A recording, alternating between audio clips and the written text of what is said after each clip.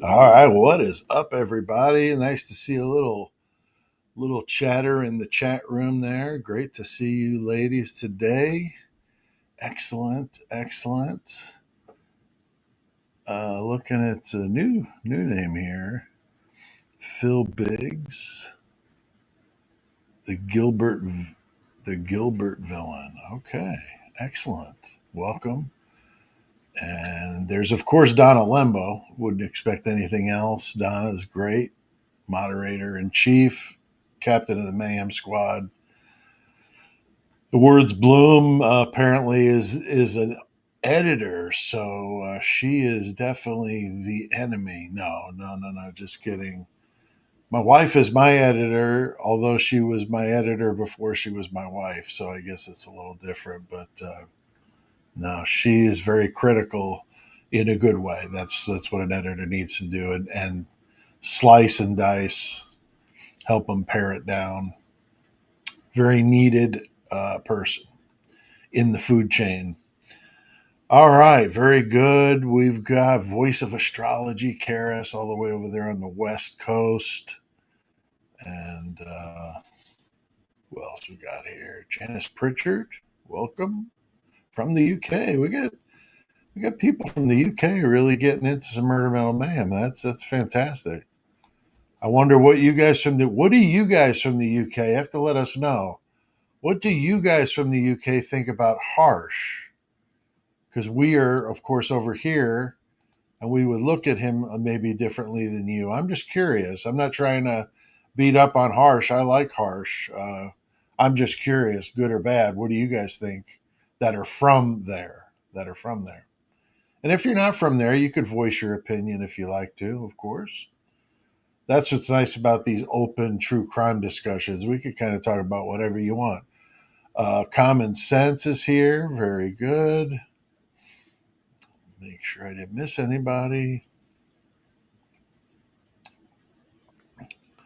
And Karis with Voice of Astrology has been trying to encourage me to submit to Soft White Underbelly, which is a channel here that does some really cool interviews. I've been getting into some of their content, really good stuff, a lot of mobster stuff, really cool. If you're not familiar with Soft White Underbelly, go check it out. It's a channel here. And anyway, they have a thing where they interview people, like I mentioned, but you could submit your story to see if it's worthy to be interviewed by him, which is a big deal because the guy's got like millions of subscribers. And it would be a big deal. But I am going to submit. You get a video you do.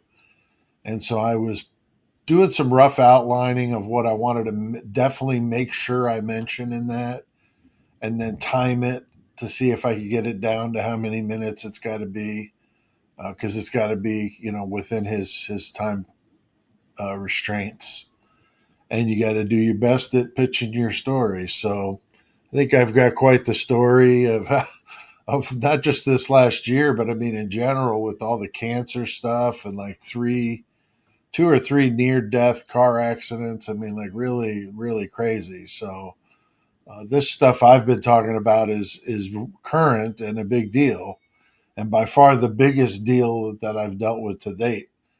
I don't want to do any more than this. Like I'm figuring by now, like leave me alone. Okay, I I have done that, so that and more, and then some. Okay, definitely don't want any more of that. Well, I think I got everybody. I think I got everybody. Of course, now there's some new people probably. Oh, dang. All right. So here's Donna says, I like Harsh because he referred me to Murder Middle Mayhem almost 2 years ago. Awesome. Awesome, Donna. I remember when Harsh was mentioning me a little bit, which was cool. I appreciate that. I always thought it was funny. He always seemed to get my name wrong, the Murder Metal Mayhem. And I don't know if that was true or, or, or, he was like trying to like be slick. Maybe he thought Murder Middle Man was coming for him, so he was trying to deflect. No, I think he's great. I think he's a good. Seems like a good individual. I just like the way he presents himself. Love the accent, of course. Always will. That and the Australian accents, I love them. But but yeah, I mean, I don't agree with everything he says, and I'm sure he wouldn't agree with everything I say. But most times, I think we're pretty similar, pretty similar. So let's see. Yeah, Kara says she hopes to see me on that soft white underbelly. Yeah, that would be really cool, and I appreciate that, and I appreciate you telling me about that repeatedly. Because sometimes with me, if you've noticed, you have to mention things a little bit more because of the necrotizing fasciitis effects on some of my memory issues. So if you've emailed me about something and I didn't get back to you fast enough or something, I'm sorry. And if it's something that's important and you really do want to reach out, just send it again. I won't fault you for sending me something a couple times. And if it's something I'm really not down with, I'll just respond to you and tell you that. I'm not going to just leave you hanging. But I do try to email. I'm trying to get better at that. I need to have like a better schedule right now. It's just as time permits, which isn't good enough. So it needs to be a daily thing I do. But I just haven't been that good with it. Um, so I'll try to get better at getting back to you if that's how you're trying to get a hold of me. Got some of the gear behind me. You could see the tote bag over there, or over there, really. No, it's over there. This mirrored image thing is really weird. The tote bag, that's the big tote bag. So if you're looking at tote bags, you look at the sizes, that's the big one there, which would easily hold my 17-inch laptop. So if that's what you're trying to like put that to a size, that easily fits in there with plenty of room for other stuff. It's perfect for what I wanted it for. And then back and behind that, kind of tucked away, I should have brought that out a little bit better. Is the hoodie, which is the the lower thickness, I should say, not quality, because the quality is fantastic.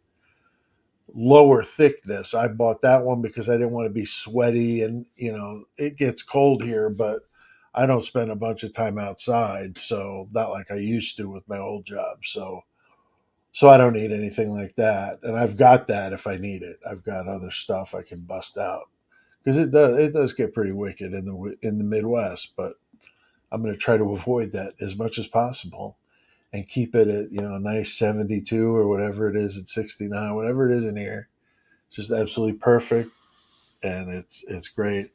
Got my Luca Brasi shirt, of course. Anybody that knows about the Godfather movies knows about Luca.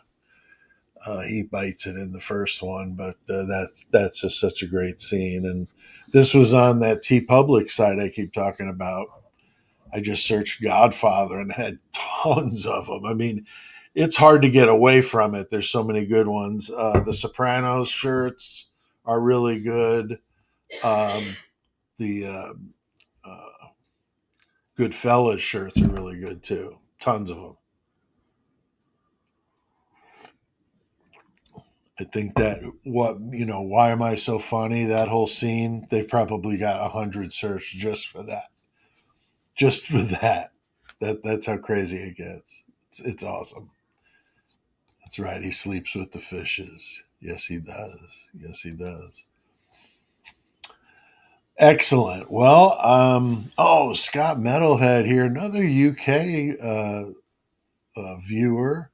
Scott's been around since the beginning, and Scott's a good dude over there throwing down in the UK with us.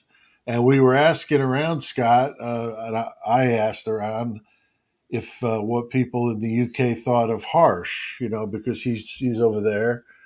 And I'm not trying to get into a bashing. Nobody said anything but good things so far. I would say good things about him. for sure. So if you want to comment, so I know you just got here, but if you want to comment, um, love to get your input too, mate. You know what you think of them. Sometimes you look at your own differently as you look at somebody from across the pond. So, and then anybody else that wants to weigh in, anybody else have some good creators they want to talk about? Maybe that might be a nice open here. Any of them that you're out there that you really like? I really like Casper West. I wish he would do more videos, but he doesn't do them that often. But he does them. He does them with you know, punch. I mean, they're good. I mean, it's like, but he just doesn't do them often enough for my liking. But I really like his stuff, and I've never seen him in a live or anything like that. I've only watched his recorded videos, so I don't know if he may not even do lives. I don't know. Okay, Scott chimes in, says never heard anything but had never heard. I've not heard anything negative. Okay, I had to read that twice. That's on me. Thank you, Scott. Excellent. So that's cool. That's cool. Like I said, like him. I'm trying to put together, I wanted to see what you guys thought of this. I've never heard of anybody doing it, and I always like to do stuff that nobody else does. So, what I was thinking about, I have a cause here where I live.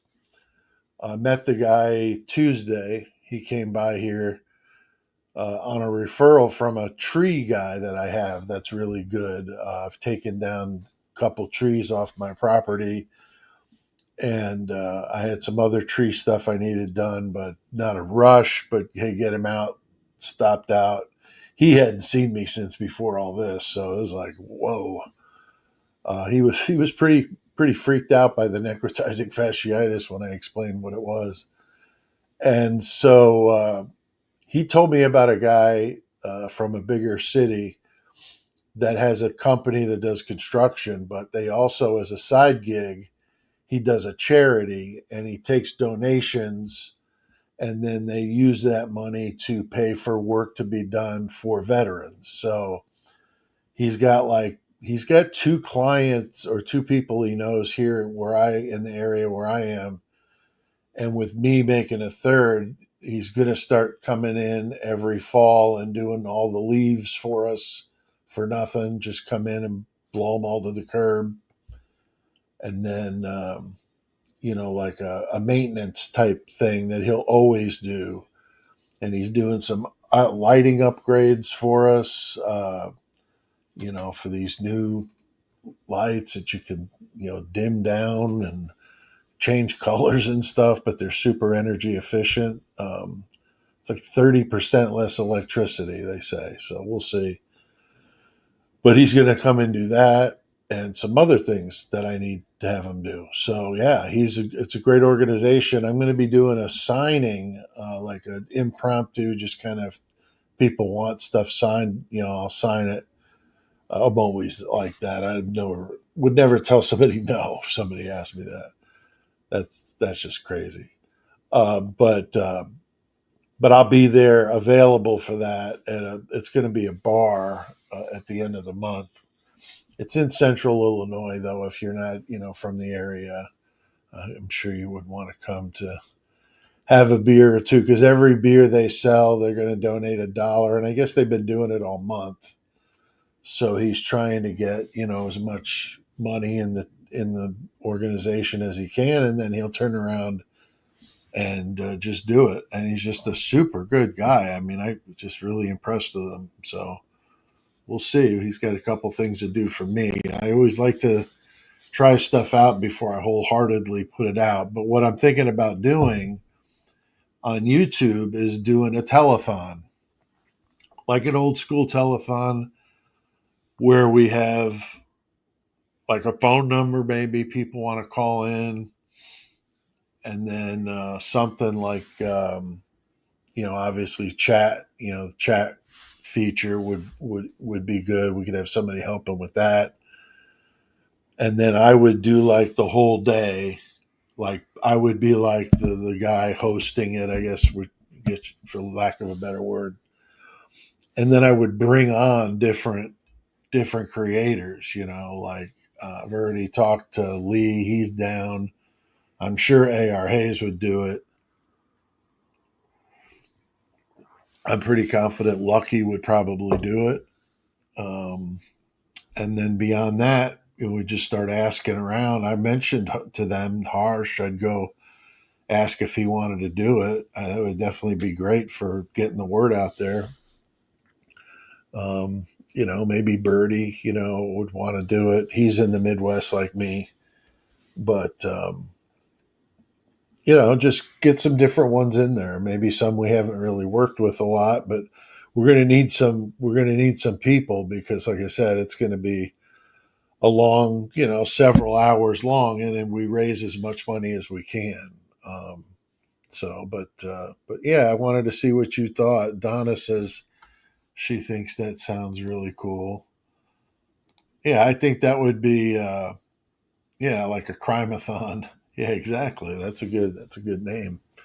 Um, but I guess the crime in this case is the fact that some of these guys, especially the Vietnam vets, they've been through so much hell, but there's not really been a crime, like for example in my service.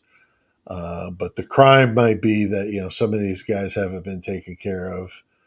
I've been incredibly taken care of by the VA. I can't say enough good things about them, but I know not everybody's had that experience. So, um, yeah, I mean, you guys can spread the word like crazy, and we'll do it on like a Saturday or something, or Sunday, or both. Maybe two shorter ones. I don't know.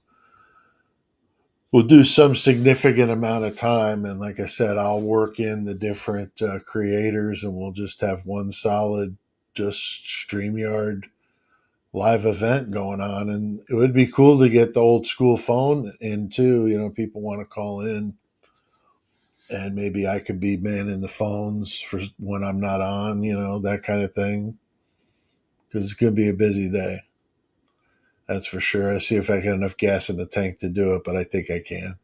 We used to do stuff like this in the band world. We'd get together and we called them poser roasts, and we would do a big, heavy show with a bunch of killer bands. And Low 12, my band, would usually play last and just tear the place to shreds. So that was so good times.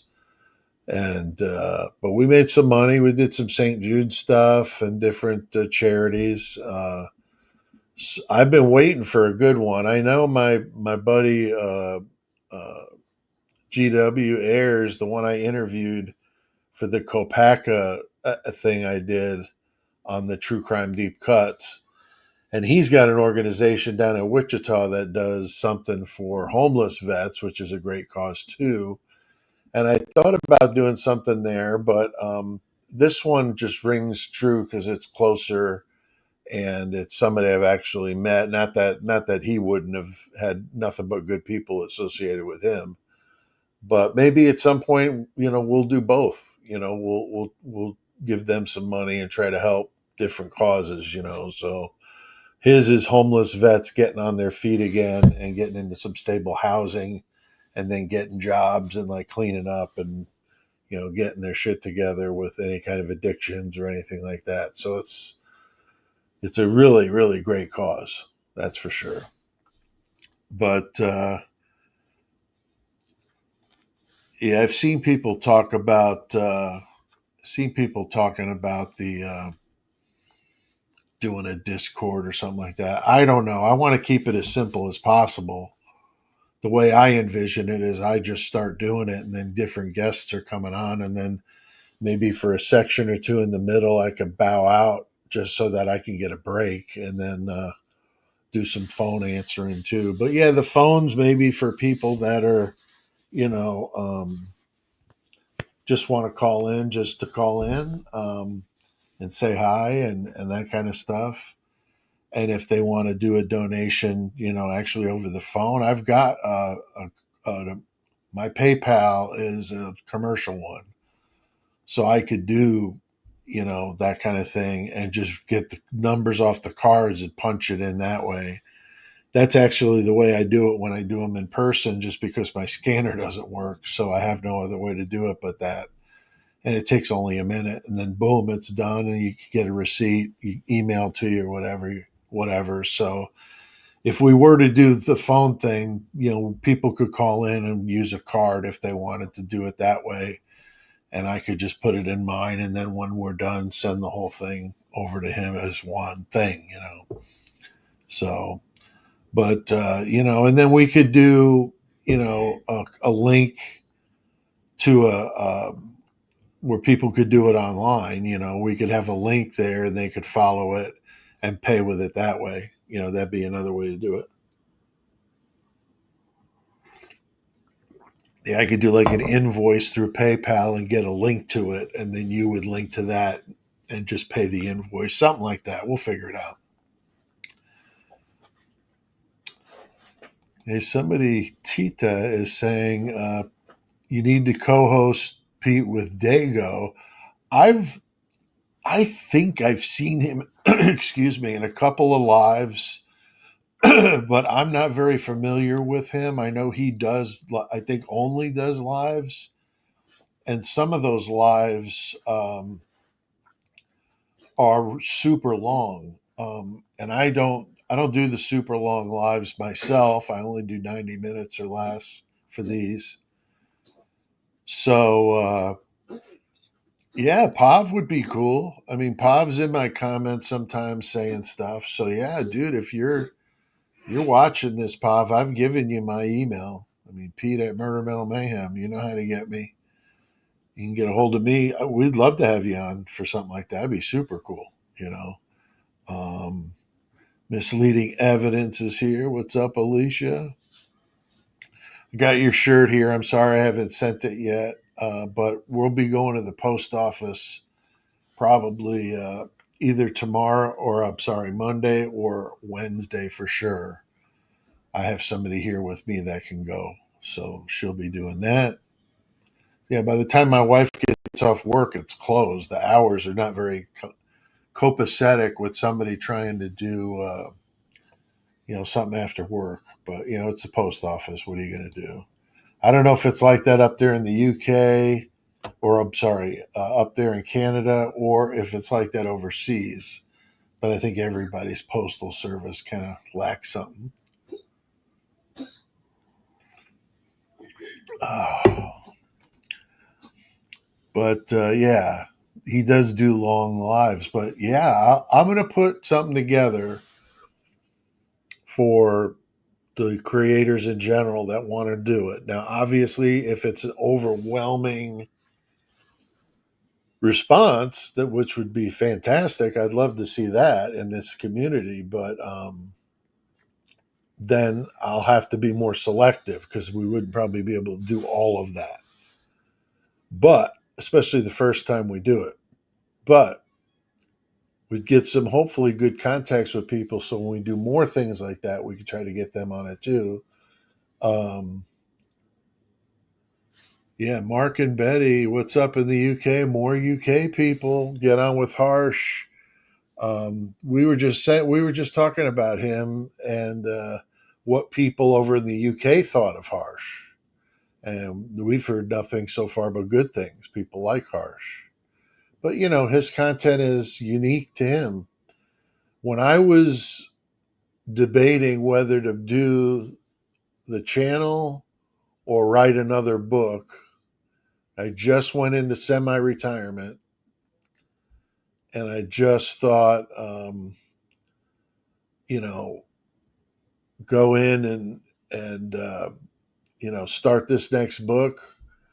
I thought, you know what? I've always wanted to try to get the YouTube thing to go. Let me do some digging. And I started looking at the true crime content. And of course, right then was like the very beginning of the Idaho 4 stuff. Because after the Murdoch trial, I was kind of looking for the next thing, and I was looking at that content. Harsh was a lot of what I watched. I liked his videos. They were short. I thought that was a key. A lot of the others I looked at that I liked more than the others was the content was short and sweet. I thought that was the way to go. So that's when I came up with what's going to be my catch, my thing. And I thought, the whole metal thing, not to try to dance around it, whatever. I'm proud of what I did and accomplished doing music, but it's a part of me. And so I thought, why not just do it, do play on the 666 thing. And I started thinking, like, what's 666 minutes? Well, that's too long, okay, and started, the seconds thing. I'm like, all right, what about the seconds, and then I'm 11 minutes and 6 seconds. That's perfect.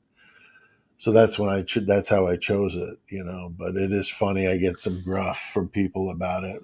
It's okay. It doesn't mean anything beyond that. But, yeah, Tita wanted to hear the origin story. So, yeah, I mean, my origin story starts back in 1984. That's when I got my first bass and learned how to play. In 1984, I was a junior in high school in Connecticut, where I grew up. I was born in the Bronx, but left when I was 6. So, been in Connecticut. Was in Connecticut at the time. Got my first bass. So, a friend of mine played guitar. He was really good. He was like a classical guitar player, but he was into metal. And me and him used to jam, and he taught me how to play like the easy stuff, and I told you, wanted my first song was Crazy Train, which is a cool bass line. It took me a while to get it, but I finally got it. I just was super stoked. And and then started bands, started a couple of bands, and then the band that stuck with it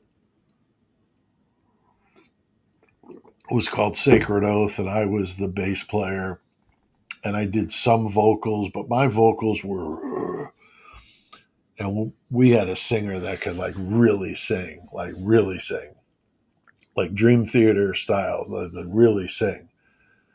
So I just sang here and there, sang like bonus tracks, and like we did a couple songs with like Good and Evil going on. It was cool. We played on that, and I did that, recorded, the first album, and then things didn't work out, being that we were young and just did. It got messy with the record company was failing, and so our timing of being on the label with a new album was not good with their, finances going under. They wound up selling the label. So anyway, it destroyed any kind of real tour for that album. And but every year in the prog, like the end of the year, you see the best prog metal albums of like all time. Sacred Oath of Crystal Vision is in pretty much every one of those. Like it's an honor to be thought of that way, of stuff we were recording when I was like 19 years old, But but then the band didn't work out, and I left. The whole thing just went kaput, and and I didn't do any music, for a while. I just stayed away from it. And it just pissed me off. I put a lot of heart into it, and we were talking to some major labels about doing stuff with them, and it was like getting really close. So it was like the timing was horrible. So I just stayed away from it, and that's when I was, had kids, got married, and joined the army during Desert Storm, and then got lucky in basic training in my AIT, my advanced individual training at Fort Knox, Kentucky. I was a cavalry scout, so it was like a lightweight reconnaissance tank in a Bradley, and I was the driver for the Bradley in my crew. And so that's what I signed up for, and we were, going to go to Iraq because the war was on, But then they kept us all in the U.S., so everybody stayed in the U.S. I went to Fort Hood, Texas, and that's where I was until I got hurt. And then once I got hurt in a training type, well, I was in a car accident, but then it was exacerbated by going to the field constantly and running on pavement. They wouldn't believe me, and my back hurt. And then found out with an MRI that I had herniated discs that were made worse by doing what they did. So they went ahead and let me out. But they got out of there and started, back into the civilian world once again. Started playing again. Started low 12 with me singing and playing bass, writing pretty much all the music in the beginning, and then shared that with the guys as we went on. And did that for 18 years. Did, movie soundtracks and all kinds of cool stuff. Played with Cannibal Corpse. I mean, Guar. I mean, we played with some good ones. So we did all of that. So I've been through it. And then had dealt with cancer in 2001 and beat that. Got lucky there, and now here doing this. The band broke up in 2016.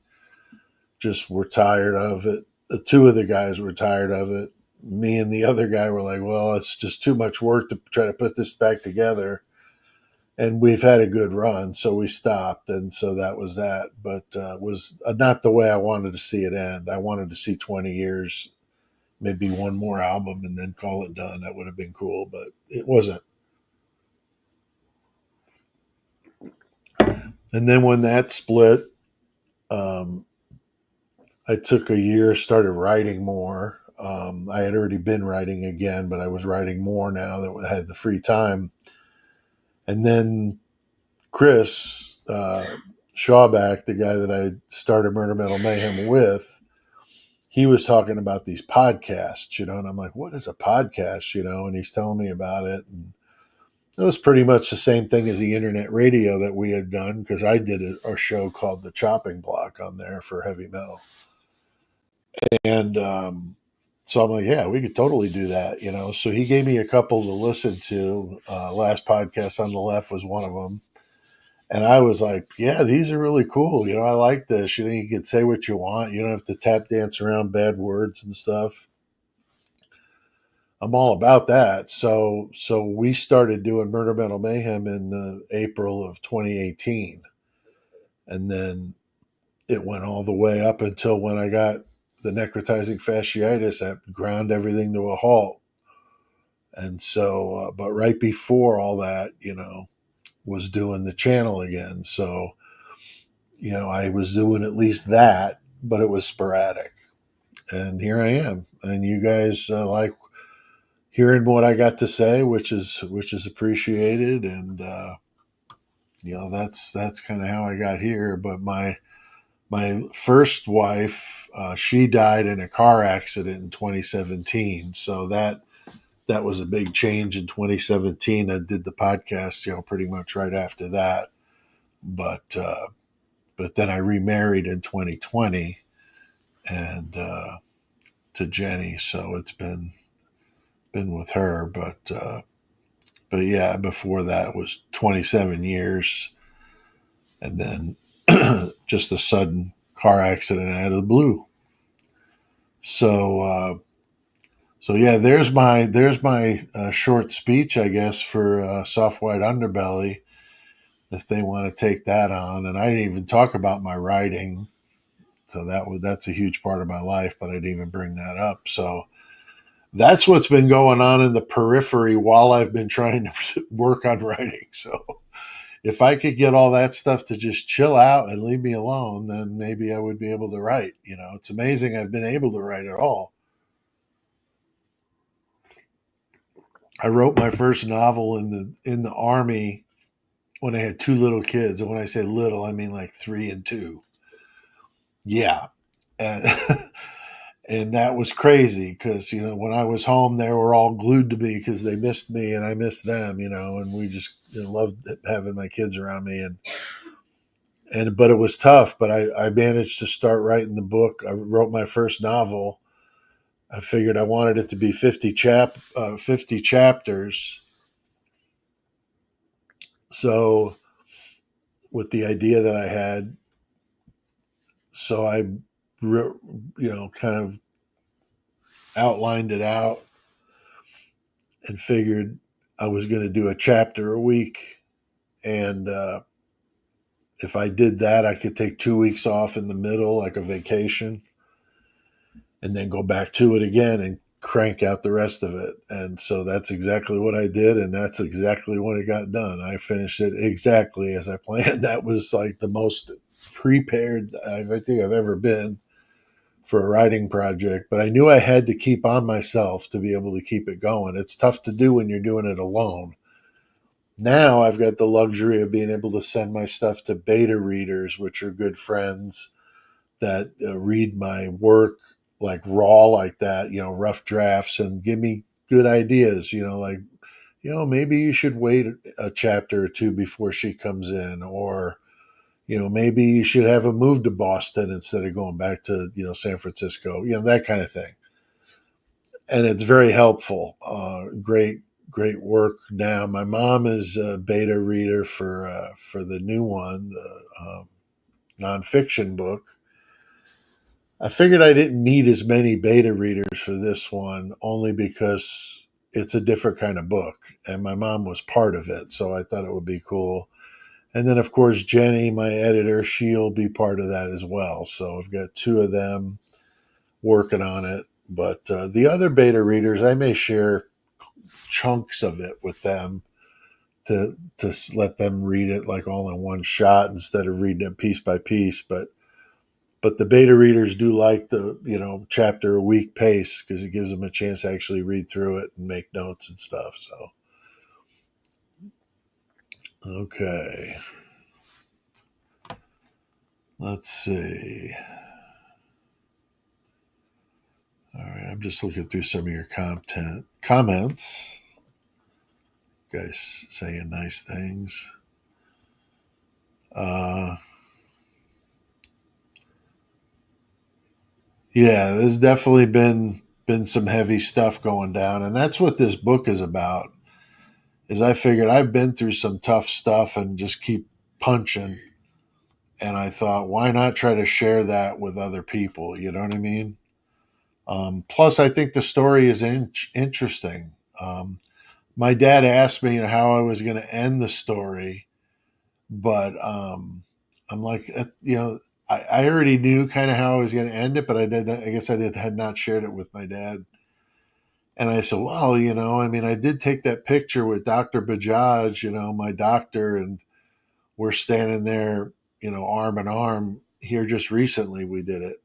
He was reluctant to take the picture because he says, no, he says, I want you to be standing up and next to me when we do the picture. And I said, well, I am going to be doing that when I get this leg and I learn how to walk on it. And I'm going to come walking in here. And as busy as you are, you're going to have to take a second and come over here and take a picture.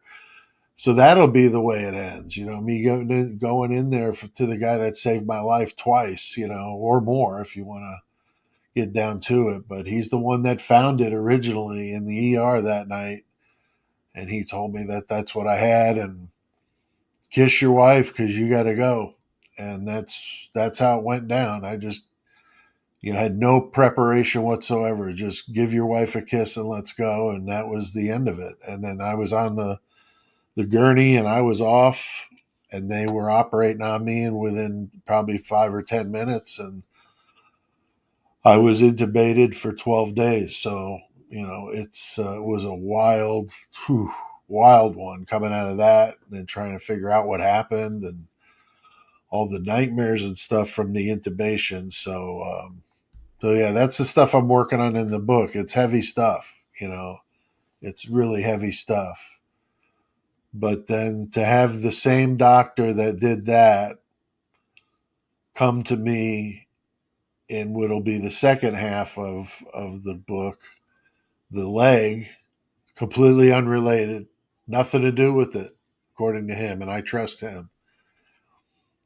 I had this bone infection in my leg, or it's really more like by my ankle, and it just tore up my ankle to the point where there was nothing left of it. The bones were all broken, and I wouldn't have been able to walk on it. So he said, well, we could fight the infection and save the foot, but you're not going to be able to walk on it, probably. I could try to reconstruct it, but those are really hard to do. And yeah, I don't know. So he says, or we could just take it, and then you hit out, you kill the infection with all that, it's not going to spread anymore. And so I said, yeah, let's do it, and they told me, the podiatrist told me he had a surgeon um, to do it, the right perfect one, and he would send them to my room because I was in the hospital. And so I was, trying to figure out, wow, this is the another heavy thing to deal with. My wife was there in the room with me, and then in comes this doctor with his mask on, and he was Indian, appeared to be Indian, and had the accent, but very, very clear, great English. But he said, do you recognize me? And I said, no. And he said it again, and I'm looking at his eyes, and all of a sudden I remembered who he was. He was the doctor in the hospital that told me, you got necrotizing fasciitis, go kiss your wife and let's go. And he was the one that did the first operation, and then they sent me in an ambulance to the bigger hospital about an hour away. And then they did the other well, there were five total. So 5 operations in 10 days is what happened. So yeah, and the team over there was amazing. But then he said he kept an eye on my case because he wanted to see how it turned out, because he was just so freaked out at how bad it was, but how alive, like I was still going. And they were fighting in a race to keep it from getting any further, or it would have been too late. And so every time my fever spiked, they went back in and were taking more out. So there's like a lot of me that didn't go back in. And luckily they got it right in time. But then he knew that the case ended that way, and that I got out of the hospital and everything. So he was happy, but didn't think he'd ever run into me again. And then here I go. I need a surgeon, and he's the one that comes to my room and says I'm supposed to do your amputation. So I said, well, hey, you saved my life once, you could do it again, right? And so he did. So yeah, what an amazing guy. So good. Him and his team been taking care of me. Every week I go to the wound center where he is, and they debride the wound and it starts bleeding again. Have been recovering from that injury still, and it's been, you know like almost a year and a half right now. It's like less than a half inch in size now. That's how small it is from basically being my whole backside. So it's pretty impressive that it's come down to that point. So, but yeah, he's such a good dude, and so I can't wait to take that picture with him. You know, but but yeah, very cool here. Looking at the different comments here. Yeah, that doctor, to keep an eye on that, as Donna here says. Yeah, for sure. Definitely nice. Something you don't see every day, you know what I mean? But yeah, he was keeping an eye on me for sure, Tita. He was keeping an eye. So, look at here. So yeah, I'm thankful I'm here today too. So how about some true crime? Now, let's go back to the beginning of this chat here, because um, I saw somebody mentioned Bubbly Waters. Hey, if Bubbly wants to come on with me, I've admired a lot of her videos and I've commented on them, but I don't believe I've ever heard her. Maybe once, maybe mention me. So, but there was something early on in the, like right before we started. Let me see. Here we go. Karis from Voice of Astrology put this out at the very beginning, and I thought, well, this would be a great talking point to start things out. I didn't think I was going to be telling you guys my life story, but that's okay. I've been working on the book, so it's very fresh in my mind how the chronology went there with that stuff for the most part. For the most part, can't be perfect with it, but you try. All right. Okay. So this Nancy Grace subject, I know she is definitely a polarizing figure. Um, some people like her, some people can't stand her. I'm not a fan of her when it comes to just her personality. I'm pretty sure everybody that doesn't like her probably says the same thing. I mean, I'm from the East Coast, and when I moved out here to the Midwest, it was amazing how much nicer people were, how much slower things were out here. I've had people tell me I talk slow, and I'm like, talk slow? I'm from New York originally. You would think that's not a slow talking type of environment, but I guess I've been out here for a long time, so maybe I've mellowed out and I am slower now, I guess, or maybe more deliberate, more careful of the words I choose might be a better way of looking at that. But maybe I am. I don't know. I do what I do, but yeah. So I'm not a fan of her personality, and like somebody commented here about her being, brash with guests, and she never lets people finish a sentence, and you know that kind of stuff, and that's her.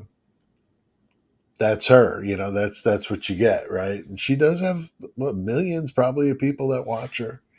I mean, she certainly got the big job, and I don't, or AR doesn't, and Lee and any of us, we're all kind of just doing our thing here in YouTube. But nonetheless, the subject of that Brian was going to ask for his plea deal to be reversed, I had not heard of that, and I'm wondering if any of you guys have, like Karis did. Um, but we did have a few weigh in at the very beginning. Um, like Karis herself says, she's going to take it with a grain of salt. I would agree. It's not that I wouldn't watch it. I'd be curious to see what the hell she's talking about. And then we got Words Bloom. I got to say that this is some of the best writing in a very concise but very pithy comment here, going back to the O'Reilly days. Um, I literally cannot watch Nancy. Her voice and that perma quote, I smell a fart look on her face feels like nails on the chalkboard of my soul. Wow. That is so good. I might have to do something with something of that. I don't know. That's too good, Words Bloom. But Words Bloom is an editor, so hats off to the editor for some good writing there. Hats off to the editor. So, but as we talked after that, we was kidding around about, oh no, the editor's my enemy, because you always hear writers complain about the editors or the publisher, oh, I don't like this chapter. Get this out of here. We don't need it. What do you mean we don't need it? That's how we know about this, this, and this. We'll figure it out, rewrite it, like, oh man, that just sucks. So I would want to do that. Now, obviously, doing that kind of stuff is how you propel yourself into the stratosphere if you're going to be good as a writer. I just have never wanted to put up with any of it. I'm happy with what's going on with things in my life, and I don't feel I need to have that kind of. I mean, sure, it would be nice to be looked at a little on a bigger scale with the writing, but I just wouldn't want to deal with all the drama. So even if it meant just writing, but just doing it at a more chill. I don't mind doing events. I mean, I do events during the year. Now that I'm going to be up on a prosthetic, hopefully I'll be doing more of them. But right now, I've been keeping them quiet just because I would need somebody with me pretty much the whole time, and they're usually on the weekends, when things are getting done. So it's tough. It's tough, but I'll be doing more of them. I'm going to be hopefully doing one coming up at Christmas at the Painted Wraith. He does a Krampus thing, and I've put in for getting a booth there. So I hope I could get in there. The other time I tried to get in, I can't get into the Painted Wraith because it's got the real steep concrete stairs right out front, and I can't really get in there. And even if I could get in there, the store is really tight, and I would be tough with a wheelchair without knocking stuff over. So probably not the best thing for me to be going in there. But when I can walk again, I will. But he's in an area of downtown Bloomington, Illinois, that's got a lot of older buildings that are exempt from ADA, which is how they can get away with doing it without having to put the owner, not him, but the owner of the buildings, don't have to do the ramps and stuff for those buildings as long as they don't renovate them. So they just keep them as good as they can and move on. But these guys have managed to do some nice things with the store. And it's such a cool oddity shop if you're into oddities and stuff. The Painted Wraith is really, really cool. They'll do stuff online too. If you go to their website, which is paintedwraith.com, you can check that out. Let's see here. So yeah, I don't know. Does anybody else know about you know uh, this claim of Brian going back? I don't know. How do you even do that? That sounds. I'm not saying it's not true. I'm just saying I had heard of it, and I've been kind of tuning out of the Idaho 4 here lately. I'm still keeping an eye on it. I've actually been meaning to do a video that just keep slipping by me with other stuff I'm working on. An Idaho 4 video. I've got two actually I need to do. So I've been trying this week to get them done, but the writing has been going so good for my book. I hate to not write when I'm in a groove, because when you're in a groove doing that, I can get a lot of writing done in a day. I mean, a lot. So when it's not in a groove, it's a little slower and more work to get to that. But when it's a groove, it's good. And right now, it's really going good in the most difficult part of the story. So was the one I was kind of concerned about. How I was going to deal with that, but it's going really well. All right. But yeah, fun for the holidays. He does it every year, this Krampus thing. If if you do Facebook and go on there and the Painted Wraith is on there, that's a good way to follow them. You'll know everything they're doing with pictures and all that good stuff. They do a street party every August, I think, July or August, to celebrate their anniversary of being there. And I did that one year, and I sold more books there than I've ever sold at any event I've ever done, like by far. It was a mob scene, but it's just very popular. And the couple that own it couldn't be nicer people. I mean, just you want to help out a small business, that's those guys are really, really awesome. Um, but he's come on, and he's the one that's played the cop on those intros I've done. The one that plays the cop in the drunk driving one. Me and him did that, and then me and him did the follow up one to that.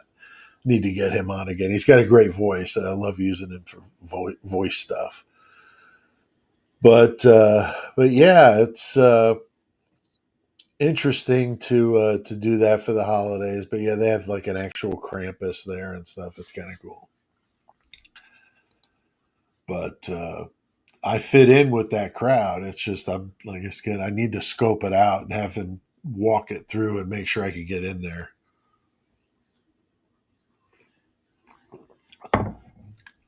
But my first appointment with the prosthetic is October 1st, so that's exciting. I'm not sure if they're going to actually give me the practice one then or not, but that's day one of the whole procedure. So it's going to be probably a couple times a week until I get it. I'm assuming, but we'll see. VA is doing all of it, so I'm in good hands with prosthetic with the VA. That's for damn sure. All right. Anything else? I mean, does anybody have any true crime stuff they want to talk about? I've been trying to stay up on the Mickey Steins case down in Kentucky. I know I've talked about that one with you guys before. Definitely a wow. I mean, that's off the hook with just craziness in the judge's chambers. I mean, my gosh. I mean, whatever. I mean, can you go get a room? I mean, my God, it's so ridiculous to even think of it. Anytime you've ever been before a judge, imagining that judge being in the back room with girls from the jail and putting them in these compromising positions, pun intended, to get what they want and then to be able to give them a break on their sentence or whatever. Um, that's despicable. It's despicable that somebody would do that. Oh, words bloom. Here she is again. Thank you so much. The Tim Hortons Coffee Fund. Still drinking the Tim Hortons, but I need to get some of the Pete's coffee, spelled differently than my name, Peet. You've probably seen that before. But Karis did a card for me that I have to use. So I need to use that and get some of that coffee. I've never had it before. But Tim Hortons has been my favorite for quite a while now. Really, really love it. So thank you very much. It's very kind of you to donate to me. I haven't even put out any of the banners yet or anything, but the new store is going really well. If you haven't seen some of these new designs I've been working on, let me show you here. I've got them set up to share this with you.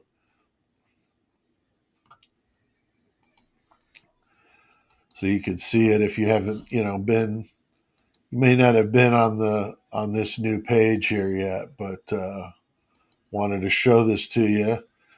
This is on T Public, so it's not on murdermetalmayhem.com, but I need to link to this from there because this is a good merch page, and it covers all the stuff we're selling right now. But this is my Idaho 4 collection. I've been getting along real good with doing some AI artwork, and so it's nice because I'm not an artist, so I can actually tell the computer what I want it to do, and it does it, and it's pretty amazing. But this one is the newest one here. I call it Dumpster in Idaho, but all the stuff that they didn't bother testing. And then over here on this little head of this pin with the spotlight on it is the stuff allegedly related to BK. So tried to get it all, guys. I got the golf clubs in there. I got the mattress. Got a pair of Vans. Just some random stuff, clothes falling out of it. So I thought you guys would like that kind of stuff. Put on a shirt, or you could put it on whatever you want. I'll show you here with this one. But this one, Moscow PD evidence vending machine, I really like this one. I need to order this shirt. I ordered some merch today off of here just to get to see what it's like. I ordered the wall prints. That's what it was for this one and that last one, and I'm going to frame them and put them up on the wall. But they're like poster, like grade quality. So I'm really anxious to see what they look like. But this is the shirt, and this is on black. But you could put it on whatever color you want. You could even put it on tie dye if you want. Here, it'll show you in a second. You could do it that way if that's your thing, you know. You could do whatever you want, which is really so cool about this store. Sizes up to 5X. They got all different versions: heavyweight, tri blend, v neck, tall, premium, vintage, streetwear, active. I mean, it's all over the place. And then all the different options: the hoodie, shorts, tank top, hat, sticker, and mug. And then they've even got some extra ones if you go around and look at the different things, the phone cases, yeah, pins and magnets and hats. I mean, it's kind of crazy. It's so cool because to offer this much merchandise, you'd be spending a fortune to stock it all, and then hope you got the right sizes and everything. This way, they send it to you, and I don't have to worry about you not getting it because they ship it out in a week or less, and quality is fantastic. And then this one, the dial-in 9 here. And meanwhile, in Idaho, they finally added a 9 to their phones, so now she can call 911. So you got that one. This is on an asphalt shirt. They call that color asphalt. That's just one of many. Like I said, you could pick, all kinds of colors. They got maroon. I mean, yellows, different. You got the baseball shirts. I mean, you got whatever color you want is probably on this palette here. What they provide, purple. I mean, it looks really good on a purple shirt. I wouldn't wear a purple shirt, but I wear black pretty much exclusively. But yeah, you see all the different options here, and then this one, of course, framed in Idaho. That's a nice one there with BK. Moscow City Hall up at the top, and again, all the different variations with this one too. So a lot of options with this company, and then the classic one, the Murder Metal Mayhem, the Deathany one. I forgot to show you that, but the Murder Metal Mayhem shirts. This is the best seller, just the classic logo. So you can get as simple as that, or you can go crazy with some of these other ones, like the Deathany shirt, which is just classic. And they're on sale all weekend, all the merch. And then some of the other designs I've done. That's the one of my dog. As a matter of fact, somebody bought this shirt that's not me. So it's kind of funny because I bought one for my wife because that's our dog, Pee Wee, who I've called Puppuccino, and so now that's him with the hat and the gold chains and everything. And then I'm Italian Ice, so that's my name, my rap name, I guess. We just were goofing around about it with the AI stuff. All right, so there's the merch page. I don't want to try to push this on you. I just want to make you aware of what kind of stuff we're putting out in there. It's really good. And if you're a podcaster or you do any kind of business, I can't say enough about that website, tpublic.com. Go on there. It takes moments to get signed up. Really, probably the easiest sign up I've ever done, to be honest with you. And uploading the artwork, they give you the dimensions. So as long as you make the artwork those dimensions, boom, put it on a clear background and upload it. And then they give you all the options of what they'll put it on. And you could say, yeah, no, yeah, no. They got kid shirts, which for the certain subjects, I don't have that as an option, but for some I do. Like the Murder Metal Mayhem Classic logo, you can get that on a little baby shirt, if you want. I thought it'd be cool as hell. Too bad my little granddaughter, she just turned 3, Scarlett Marie. She's the most beautiful baby I've ever seen. Yeah, she's just beautiful.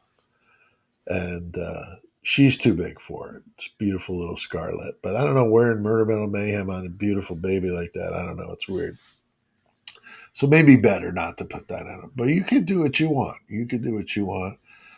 I got that new series I'm doing. I got to update this because it's not on Mackenzie Shirilla, but we're doing the serial killer story hour and going to be doing every Tuesday at 7 p.m. doing another true crime story. And I'm going to be doing the case of, oh gosh, Joseph Kellinger. Wow. That Callinger, yeah, that guy is off the chains when it comes to crazy. I mean, just off the chains. It'll be a good one. And every Tuesday at 7 p.m. we do those. So those are fun. And we get an hour or less. So I keep them as short as I can. And the membership of the channel, appreciate everybody that's a part of that. That's super cool. And if you just want to, donate or whatever, I'll put that up there. I'm not trying to push it. I'm just making it available because I forgot to mention it earlier.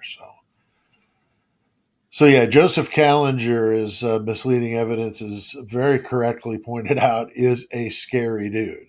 Was doing murders with his son, getting on the bus. It was like some sort of spiritual mission. I can't remember because it's been a while. I'm actually going to need to listen to the Murder Metal Mayhem episode because we did an episode on him as on the podcast. I'm going to have to listen to that again to be able to, take notes and put together something for the live. But what better way to research than to have to go listen to an episode of Murder Metal Mayhem, because the show is just so over the top the way we used to do it. And I do miss it, but I also don't miss the work that was involved in putting them out. And currently, with my schedule as it is, I don't even know how I would do it. So it's a lot of work to write that script every week, like 10-page script every week. So a lot of information to make sure we get out in a short, such short 2-hour episodes pretty much every time. Uh,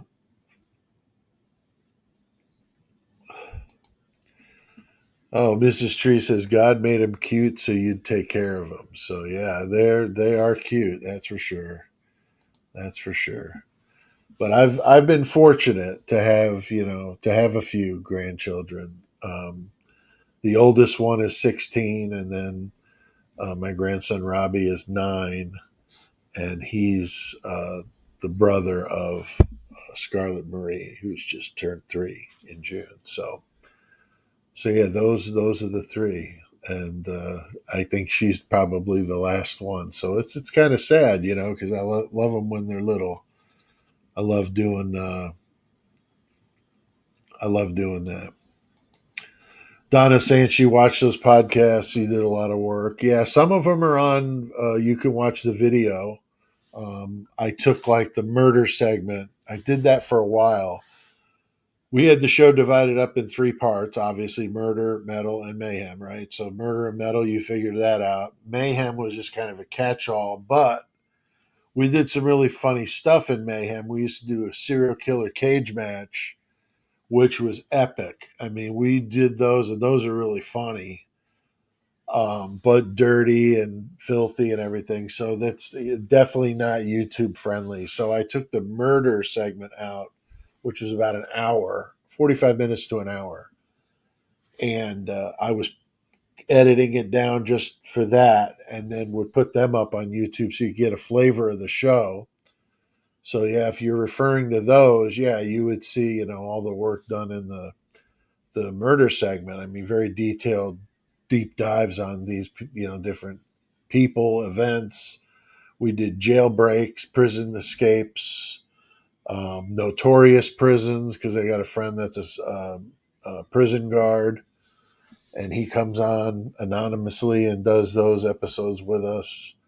And so tried to make it as real as possible. Hey, that's Catherine Ass out there. Good to see you, Catherine. Watching from the very remote Nevada desert. Wow. Well, I appreciate it.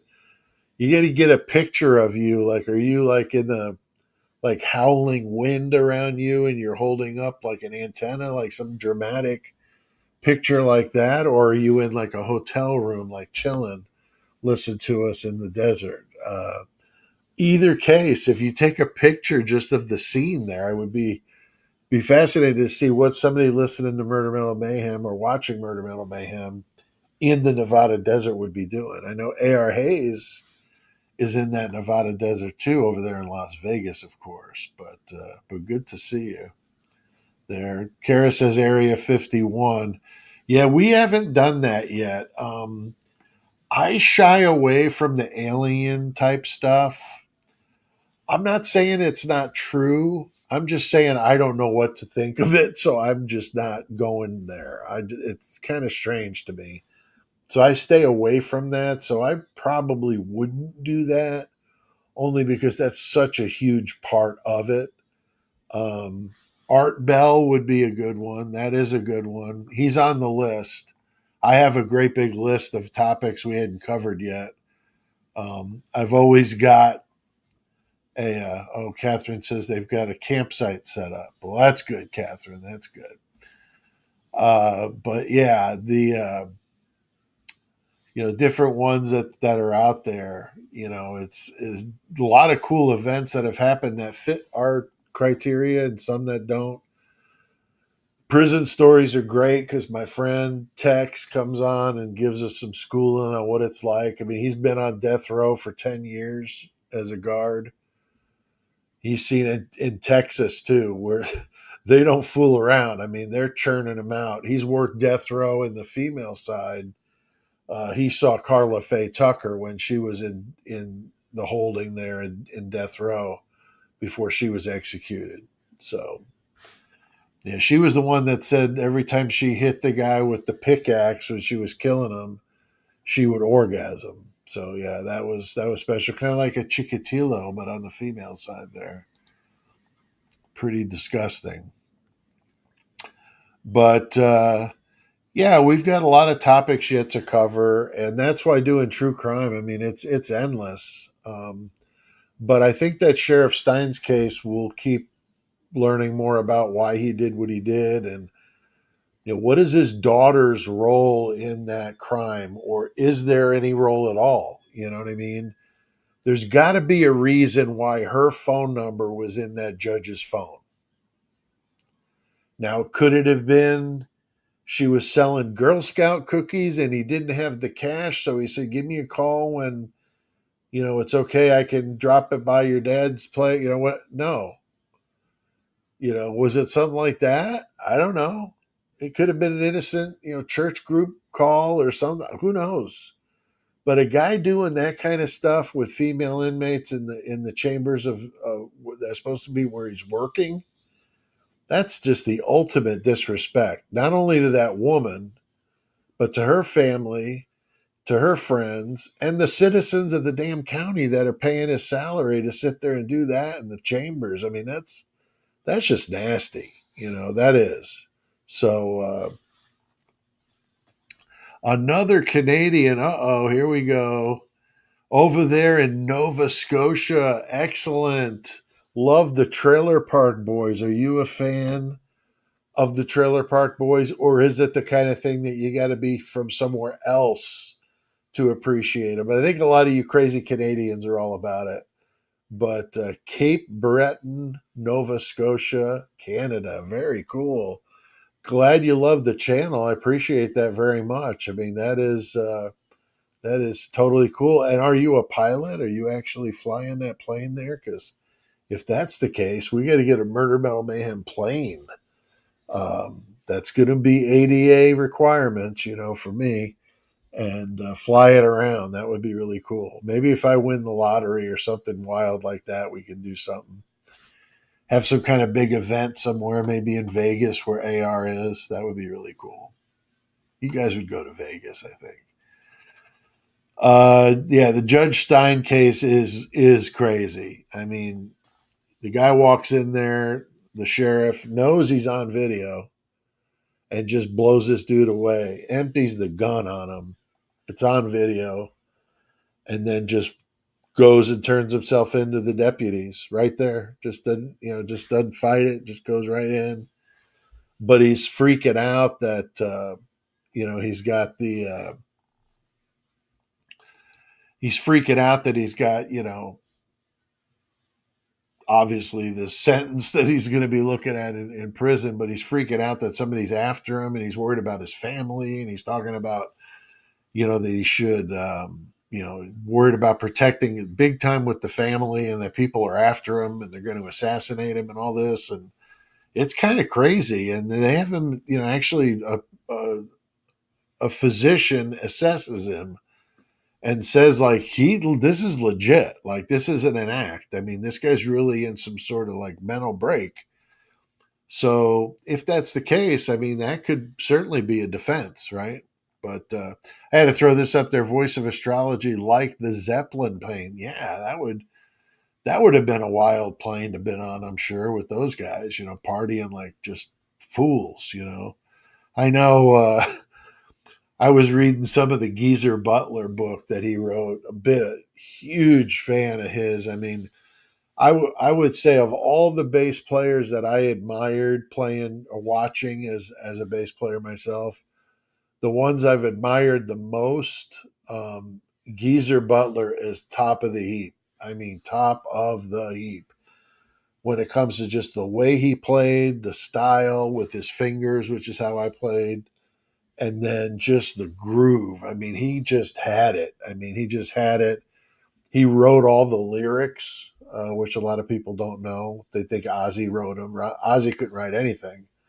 Ozzy's good, but Ozzy required other people to do that stuff. They say Ozzy was good at coming up with the vocal melody, and that's all. That was his contribution, was how he was going to sing it. But Geezer, after working with him enough, kind of had a idea of how he was going to sing it and would write the words to fit it, easier than just randomly writing lyrics. But they had the winning combination there. And of course, Iommi's riffs are just filthy. I mean, just some of the nasty, like Into the Void and some of that stuff. Just loving it. Just loving that kind of real heavy bass stuff. I've been a huge fan of his. But that book talks about all the drugs and man, they were just over the top. I mean, over the top with it. Piled up on a kitchen table, like really ridiculous. When they recorded, I think it was volume 4, they were just out of their minds. So it's amazing they were able to play the way that they did.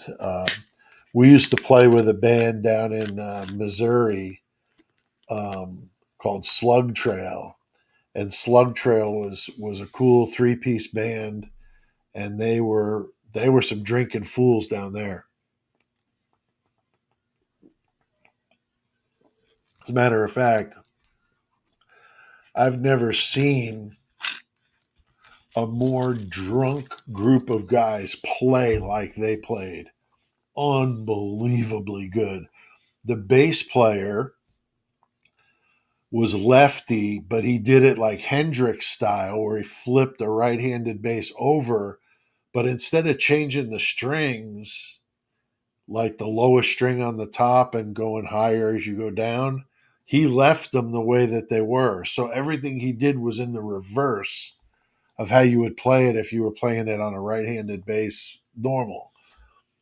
The weirdest thing I've ever seen. It's like hard to watch him because it was everything was opposite. It was weird. Caleb Lee says, first live here, Murder Metal Mayhem. What does it mean sometimes in true crime community? There's either genuine strife or controlled chaos.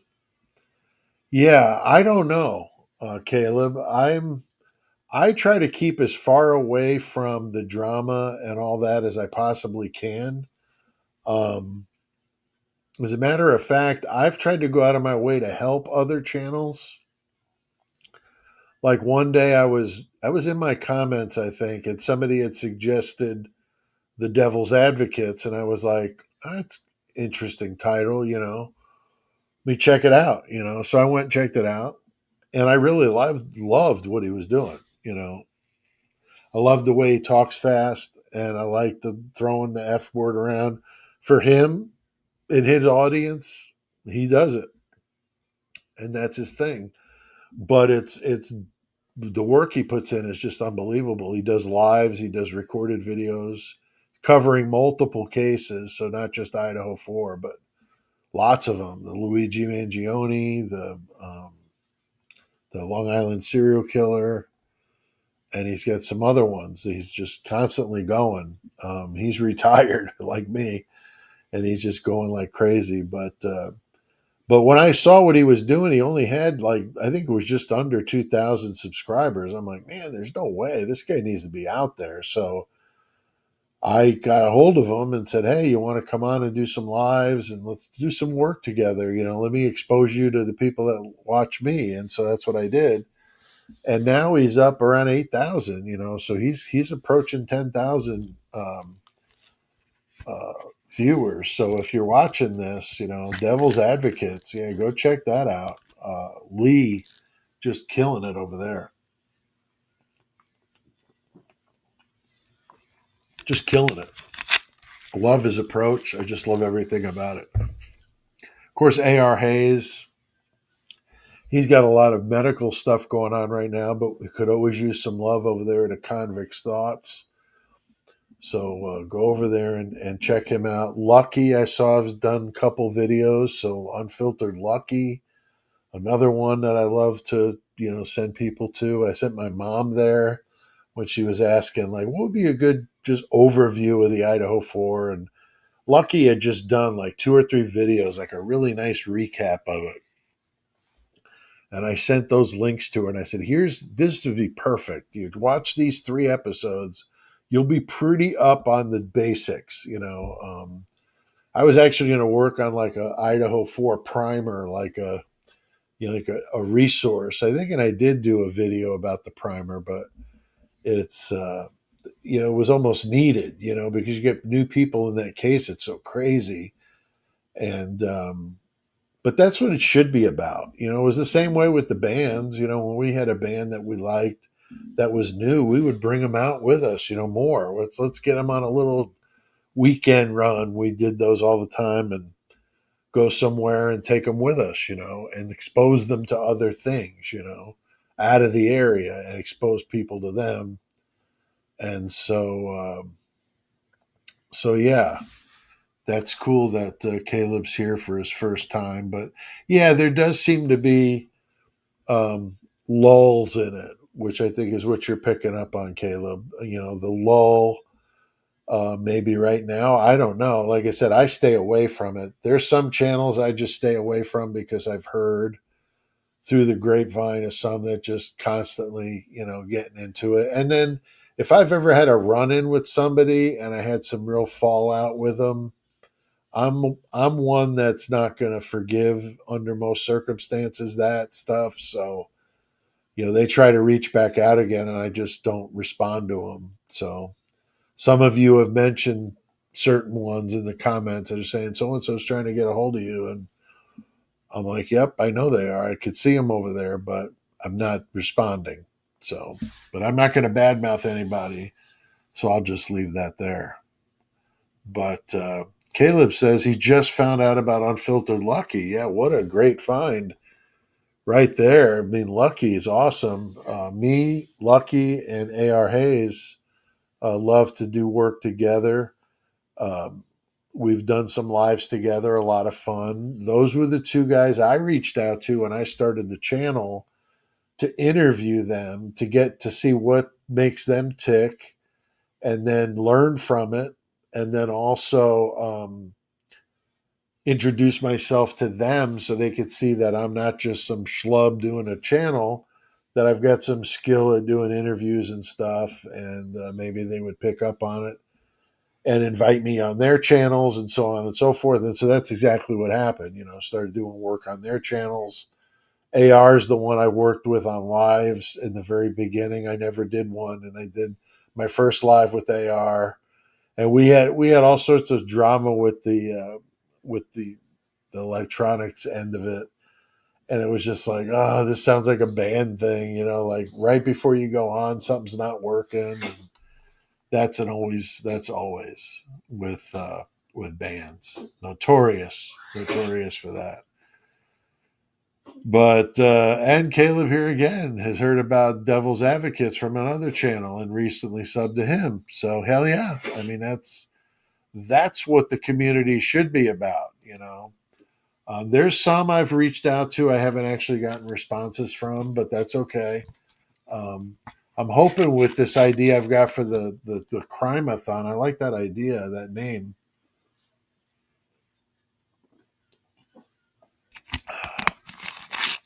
It may have to be tweaked a little bit though, because people may get the wrong idea of it.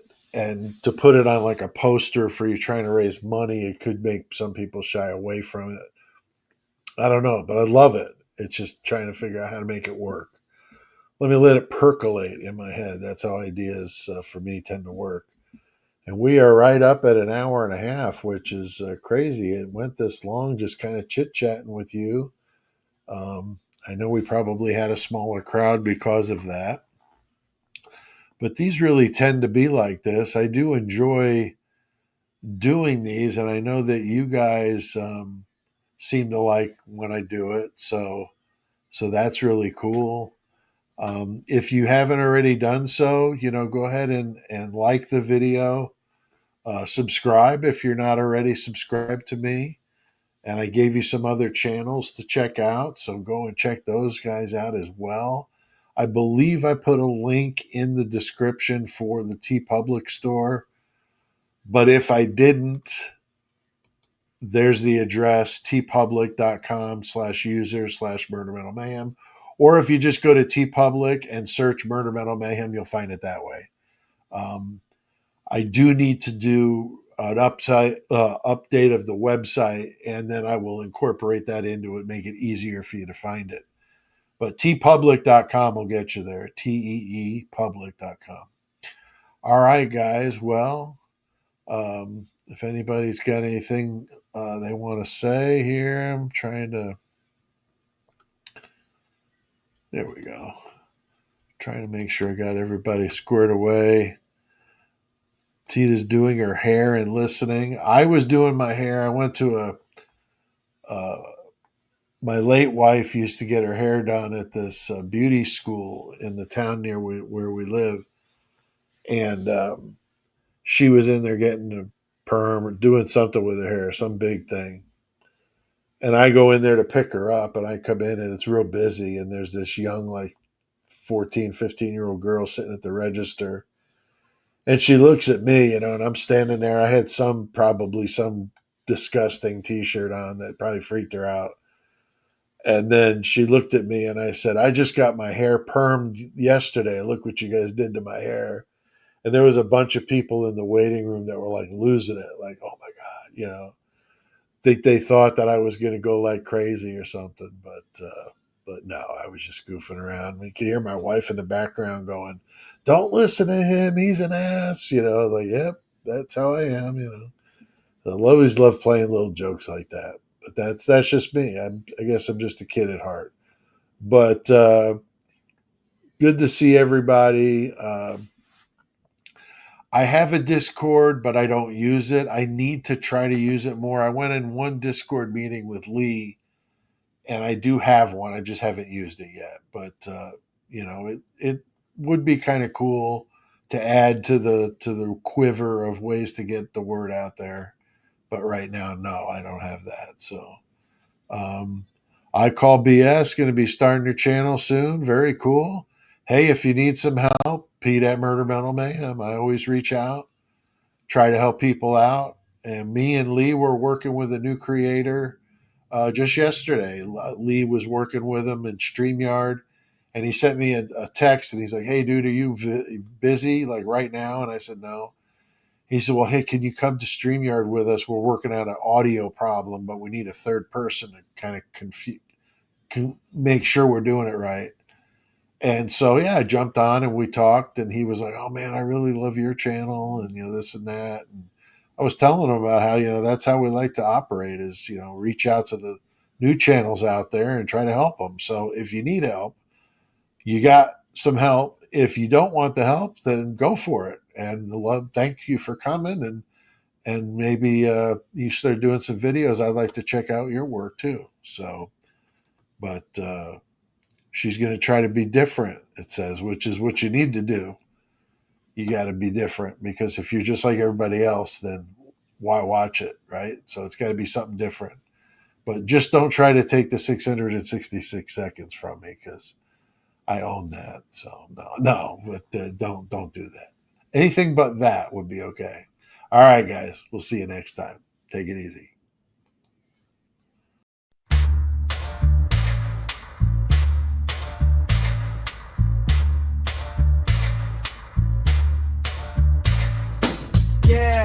Yeah, I've heard it all before. It's just the outro and I'm out of here. If you did, you wouldn't be loving this sick, weird groove. Thanks for watching, leave a comment to help us get out to more. Smash that like and subscribe before you go. You must be some high achiever to watch this whole thing. Copyright 2025 by Horns Hot Productions. Yeah.